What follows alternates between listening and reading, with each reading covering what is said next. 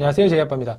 오늘은 외식업뿐만 아니라 사회 전반적으로 가장 큰 이슈가 되고 있는 것 중에 하나인 배달에 관한 이야기를 해보려고 합니다.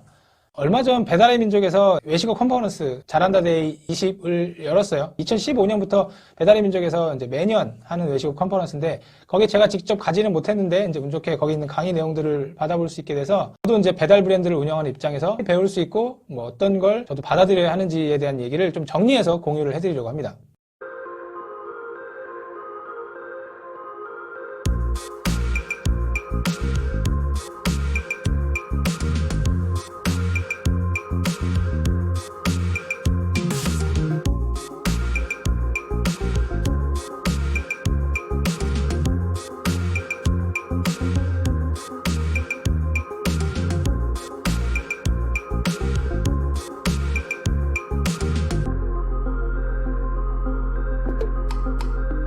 첫 번째 이슈는 바로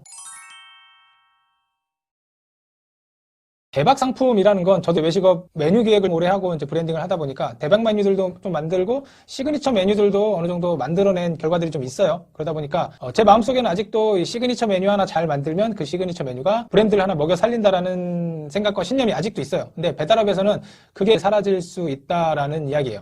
시그니처 메뉴 하나 잘 만들어서 사람들 다 불러 모아서 우와 이런 것도 있기는 하지만 개개인의 취향에 맞는 조금씩 생산하는 것들이 배달 쪽에서는 먹힐 거라는 이야기들을 하고 있습니다.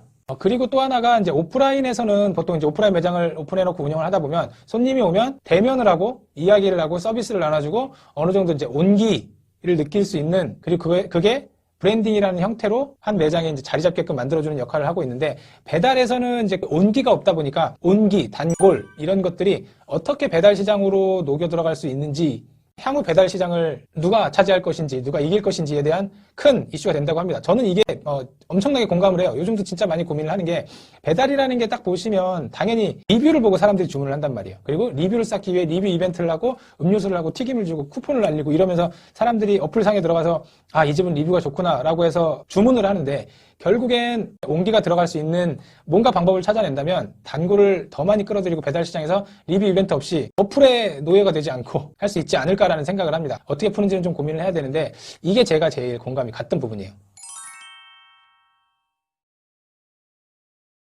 그래서 저희는 배달을 받는 사람 입장에서 고민을 많이 해보려고 해요. 뚜껑을 여는 게 불편할까? 다 먹고 이걸 버리는 게 좀 짜증날까? 뚜껑을 묻은 김치 국물을 막 처리하기 짜증날까? 그리고 카테고리마다 다르긴 한데 배달을 시켜서 리뷰를 하시는 것들을 보면 뭐 게임을 하시다가 음식을 드셨는지 키보드랑 컴퓨터랑 같이 이렇게 인증샷 올리신 분들이 많아요. 그러면 이분들에게 우리가 뭔가 게임을 하는데 도움을 줄 수 있는 혹은 게임을 하면서 식사를 하시기에 불편함 없는 뭔가를 드릴 수 있을까라는 고민들을 많이 하는데 이렇게 고객의 입장에서 생각하는 게 배달에서는 앞으로 더 중요해질 거라는 이야기들을 하고 격하게 공감을 했습니다.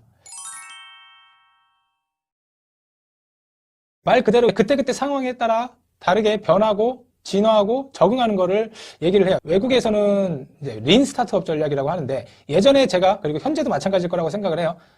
프랜차이즈 회사들이나 외식업에서 뭔가 새로운 신메뉴를 만들 때 보통은 테스트를 시장 조사를 하고 신메뉴들을 테스트하고 원가 계산을 하고 모양을 잘 만들어서 상품을 출시를 하고 사진 예쁘게 찍고 프로모션 단지 걸어서 무슨 버거 빰, 무슨 치킨 빰 그래서 홍보를 막 때리면서 상품을 만들어냅니다. 이제 이게 기존의 굉장히 전통적인 방식이었는데 배달업에서는 그게 효과가 없을 가능성이 크다라는 거죠. 저는 이거 공감을 합니다. 제가 약간 일을 하는 스타일도 약간 비슷한데 어느 정도 테스트가 됐으면 이걸 시범으로 풀어보는 거예요. 좀 싸게 풀어볼 수도 있고 프로모션을 풀어볼 수 있고 일단 조금씩 팔아보고 고객들의 피드백을 받고 수정하고 업그레이드하면서 정식 메뉴가 되기까지는 테스트 기간이라고 생각하고 계속해서 출시를 하는 거죠. 이건 메뉴뿐만이 아니고 뭐 다른 것에서 적용이 가능할 거라고 생각을 하는데 특히나 배달업 하시는 분들은 자금 사정이 뭐 저희도 마찬가지지만 좋진 않고 프로모션 할 여력도 안 되고 그러다 보면 새로운 메뉴들을 만들어서 끊임없이 출시를 해보고 안 되면 빼고 안 되면 빼고 이런 식으로 진행을 하는 게 맞다라는 표현보다는 조금 더 효과적이지 않을까라는 생각을 하는데 역시나 비슷한 얘기를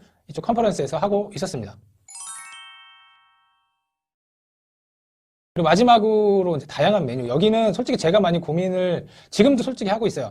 왜냐면 아까도 말씀드린 것처럼 이제 저는 주로 시그니처 메뉴들이나 메뉴 브랜딩을 하는 사람의 입장에서 보면 그리고 이제 백종원의 골목식당이나 이런 데에서 나와서 항상 하는 얘기가 뭐냐면 메뉴가 많다고 장사가 잘 되는 게 아니다. 저는 이 얘기에 진짜 200% 공감을 하는데 배달업은 메뉴가 많아야 장사가 잘 될 수 있을 거라는 생각을 요즘은 조금씩은 하고 있습니다.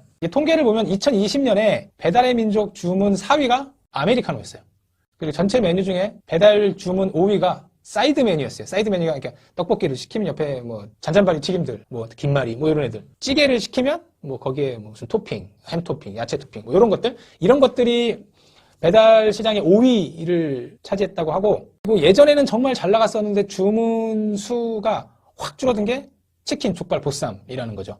제가 이 배달 브랜드를 운영을 하면서 요즘에 신메뉴들을 조금 많이 어떻게 보면 조금 과하다 싶을 정도로 쏟아내야겠다라는 생각을 좀 하고 메뉴 테스트를 끊임없이 하고 있습니다. 배달이 코로나 때문에 배달업 자체가 기존 코로나 전보다 500%가 상승을 했다고 해요. 그리고 예전에 코로나 전에 했던 성공 방식, 오픈 리스트를 광고를 걸고 깃발 꽂고 뭐 하고 홍보하고 똑같이 했을 때의 매출 효율이 3분의 1로 떨어졌다고 합니다. 그러면 이 시기에는 배달을 하시는 분들, 저 포함해서 이나 하실 분들은 기존의 것들도 어느 정도 유지를 해야겠지만 그 외에 어떻게 고객이랑 온라인상에서의 단골을 만들 수 있는지를 고민하는 게 배달의 승패를 좌우하지 않을까라는 생각을 합니다.